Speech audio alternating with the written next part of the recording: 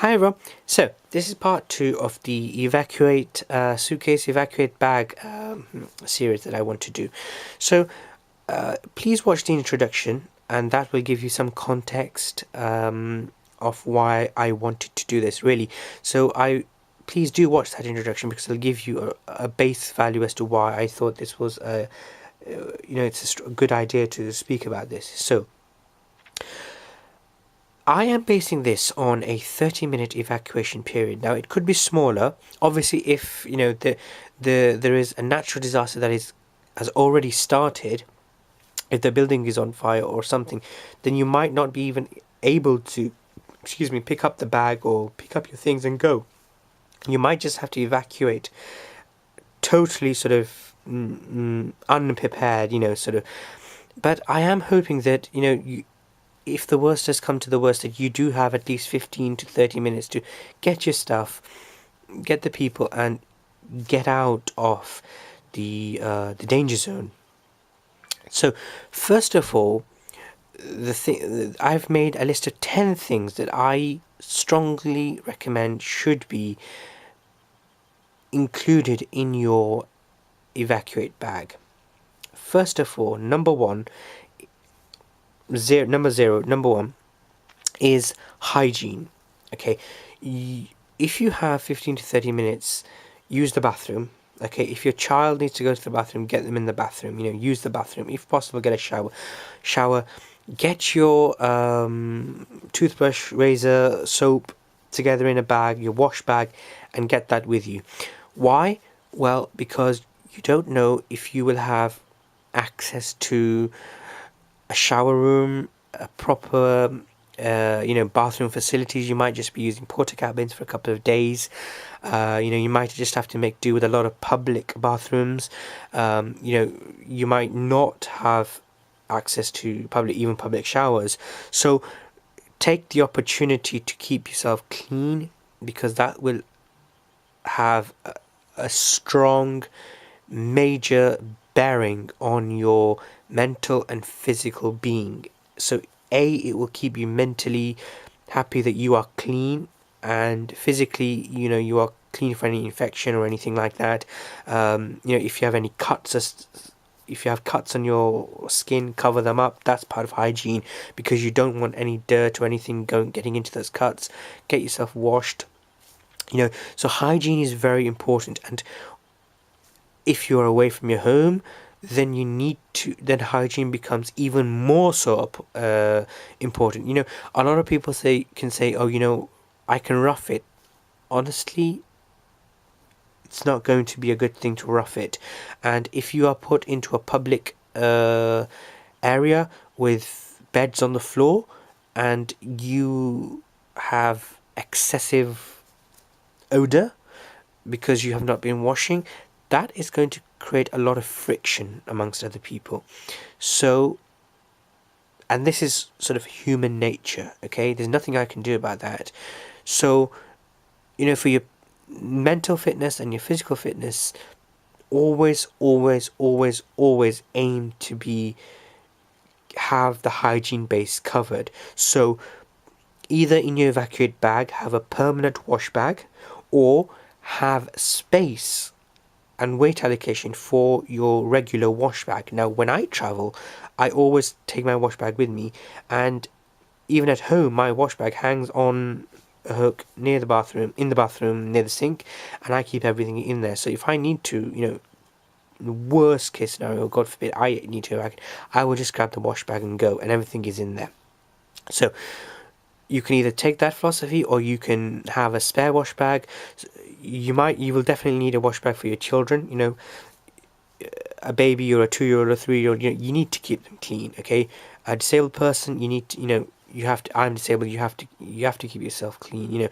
And even 100% physically fit person, you have to keep yourself clean. So hygiene is very, very important.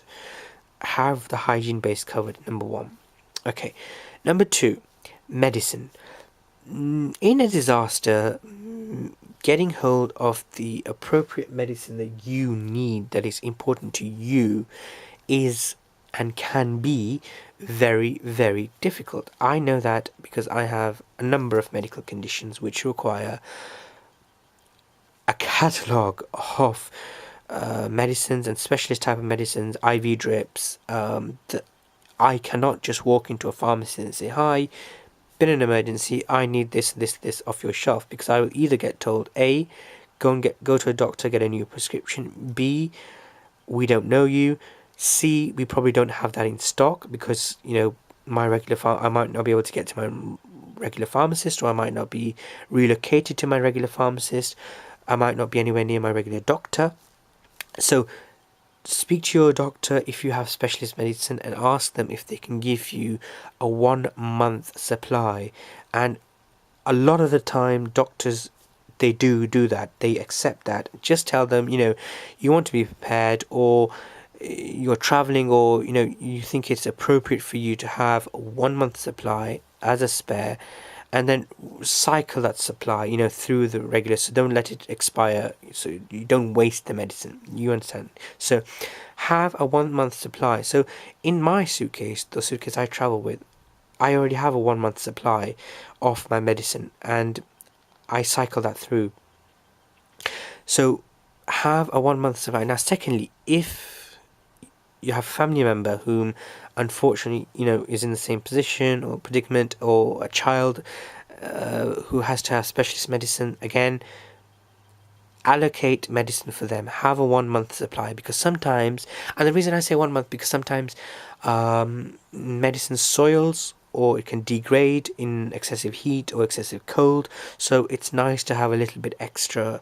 You might only need one week's supply of it. So, but I would definitely recommend a 1 month supply of your own, or your own medicine, or if another family member has it. So the reason why I suggest you have another family member's medicine in your main evacuate bag is they may be away from home when the situation occurs, and their entire medicine might be in a place where you just quickly can't get to, or you might forget in a hurry.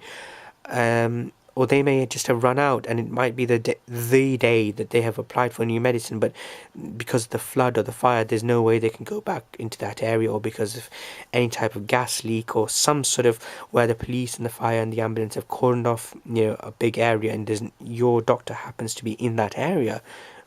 You can't get to them. So it's definitely worth having that medicine in there, a month's supply in the evacuate bag. Item number 3, trauma and first aid. Now, 2 sections: trauma, section A; first aid, section B. Trauma. Not everyone is trained to be a paramedic. Okay, so there are a number of things that a person might have some sort of damaged rib cage, and might have punctured the lung, causing a tension pneumothorax. Now, sometimes you might not be trained to do that. I mean, air bubbles might be leaking into under the skin, so you might have to create a surgical incision near the lung. Now, you might not be, you might not have the technical or the speciality to do that. So either get the speciality, or try and make the person as comfortable as possible until the specialist medical care arrives. Sometimes with a disaster emergency, there isn't much we can do. There are people in many countries where if you are not a trained paramedic, people sue you. And I have actually heard these cases where a paramedic, a civilian, an untrained civilian, has a good, I think the term used is good Samaritan. They've, out of humanity, just helped someone, and they saved their life, but they probably left a scar on their skin or something, and the person has sued them for that scar. I have heard those cases. And or in the worst case, if that casualty dies, then family members have tried to prosecute the good Samaritan, and I cannot get my brain around that. So know the general sort of the general atmosphere, but try and help. Things I would recommend you have at least is a 6-inch Israeli bandage and a cat tourniquet, and probably some sort of decompression needle.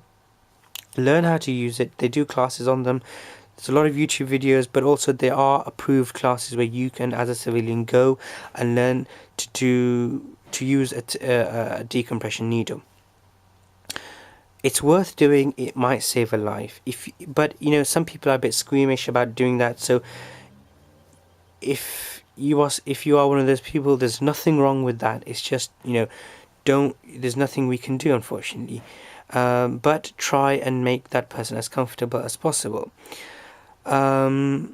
First aid kit. Definitely have a first aid kit. People always go in the first kit isn't about trauma. The first aid kit is not about trauma. The first aid kit is about looking after your general needs. If you cut yourself, you need a bandage. You need to put a bandage on it. You need to put plasters on it. If somebody cuts themselves, you need to help them with a plaster or a bandage or a triangular bandage or something to create a splint with.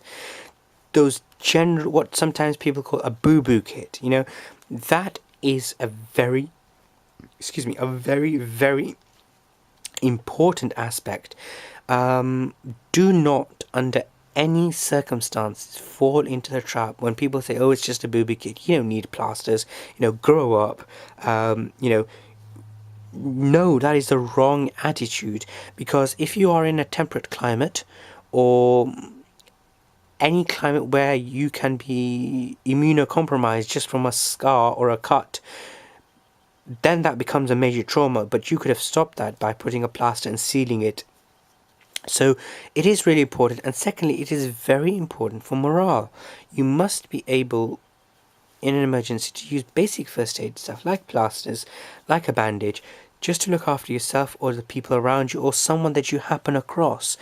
That simple act will create such a lifelong bond of humanity, and it is exceptionally important. So keep in mind the trauma section.